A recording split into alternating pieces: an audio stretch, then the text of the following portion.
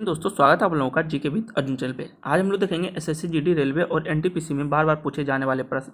जो हमारा GK segment है, ये बार बार प्रश्न पूछे जाते हैं, रिपीटेड क्वेश्चन होते हैं। 2024 के आने वाले एग्जाम के लिए या 2025 के आने वाले एग्जाम के लिए ये सभी जो है जीके इंपॉर्टेंट होने वाले हैं।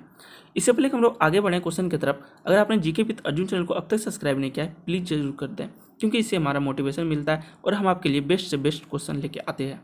आइए क्वेश्चन को शुरू करते हैं कि भारत में चावल की खेती के अंतर्गत सर्वाधिक क्षेत्र किस राज्य में पाया जाता है? तो उत्तर प्रदेश में पाया जाता है।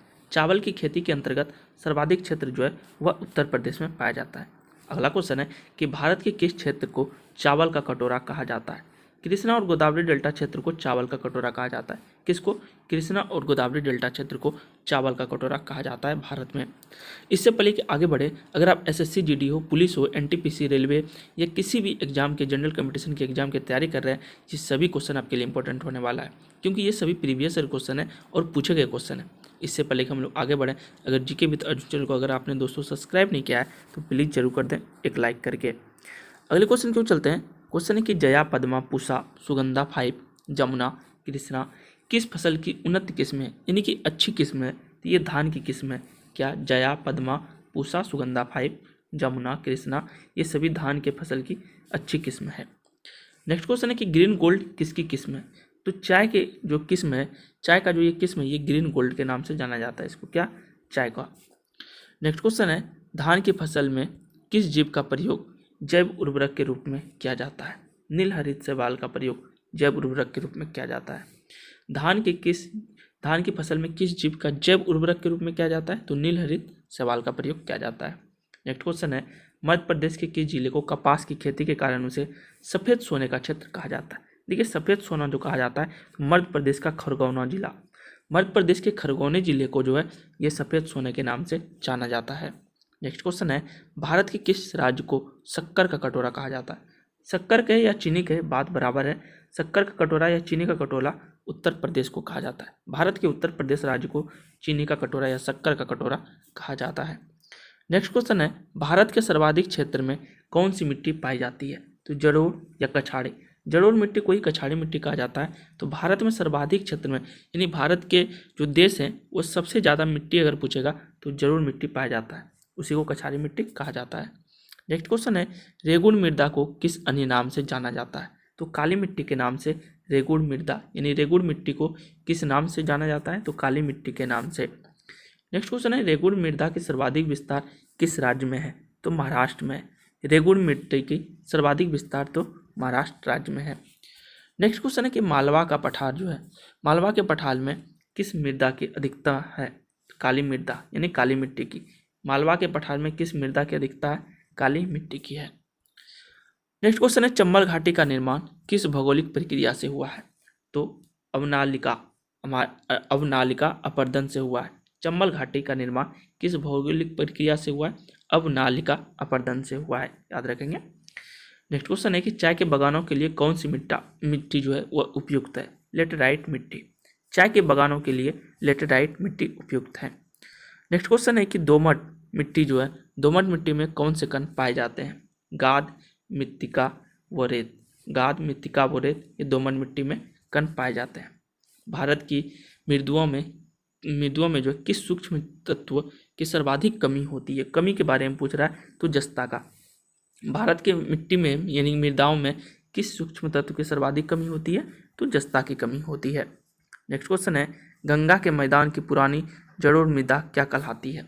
तो गंगा के मैदान की पुरानी जलोढ़ मृदा बांगर कहलाती है। क्या कहलाती है? बांगर। नेक्स्ट क्वेश्चन है कि अम्लीय मिट्टी को कृषि योग्य बनाने हेतु किस खनिज का प्रयोग किया जाता है? लाइम या चूना का प्रयोग किया जाता है। किसका? लाइम या चूना का। अम्लीय मृदा को कृषि योग्य बनाने हेतु लाइम या चूना का प्रयोग किया जाता है।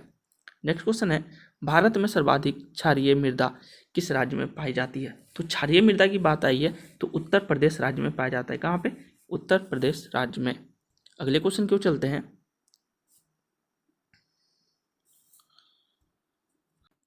दोस्तों क्वेश्चन है कि धन विधेयक संसद की किस सदन में पुनः जो स्थापित किया जाता है? केवल लोकसभा में। धन विधेयक को केवल लोकसभा में जो है स्थापित, यानी कि वहाँ पे किया जाता है। क्या? पुनः स्थापित। दोस्तों क्वेश्चन है कि धन विधेयक को किस सदन में पूरा स्थापित किया जाता है? केवल लोकसभा में स्थापित किया जाता है धन विधेयक को, याद रखेंगे।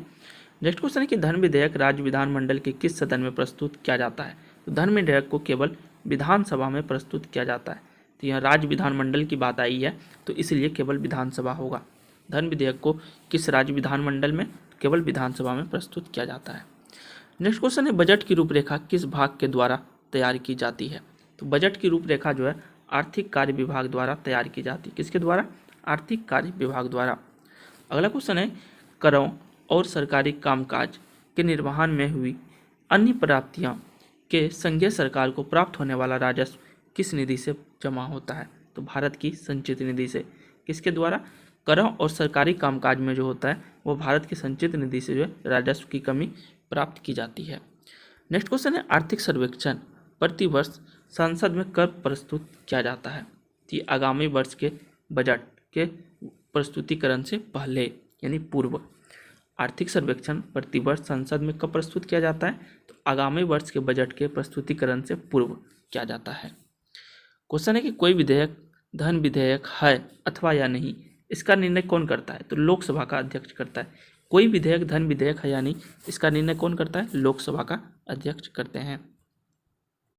क्वेश्चन है दोस्तों कि वे प्रथम लोकसभा अध्यक्ष कौन थे? वे प्रथम लोकसभा अध्यक्ष कौन थे जिनके विरुद्ध लोकसभा में अविश्वास प्रस्ताव लाया गया था? तो जीवी मावलंकर थे। कौन थे? जीवी मावलंकर, जिनके विरुद्ध अविश्वास प्रस्ताव लाया गया था और ये प्रथम लोकसभा अध्यक्ष थे। याद रखेंगे, इंपॉर्टेंट क्वेश्चन है। क्वेश्चन है लोकसभा का सचिवालय किसके नियंत्रण में होता है? तो लोकसभा अध्यक्ष के नियंत्रण में होता है। लोकसभा का जो सचिवालय होता है वह लोकसभा अध्यक्ष के नियंत्रण में होता है। नेक्स्ट क्वेश्चन है कि भारतीय राजनीतिक व्यवस्था में कौन सर्वोच्च है? तो संविधान सर्वोच्च है। भारत के राजनीतिक व्यवस्था में सर्वोच्च कौन है? संविधान। अगला क्वेश्चन है कि भारत की संचित निधि पर कौन सा व्यय भारित नहीं होता है?